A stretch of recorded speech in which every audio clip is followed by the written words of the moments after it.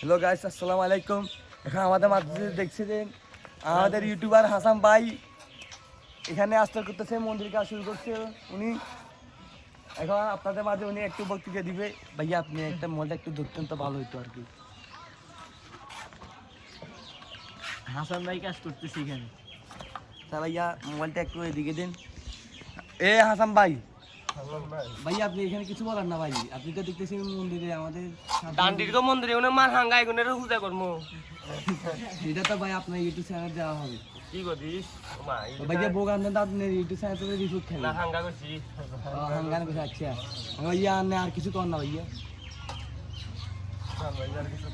হ্যাঁ আর কি কইতাম ভাইয়া আপনি মানে আজকে কদিন কামেন্টস করেন দিন। আমি করি আর 2 বছর লাগবো। আরে আজকে কদিন হয়েছে কাম করেন দেন মিয়া।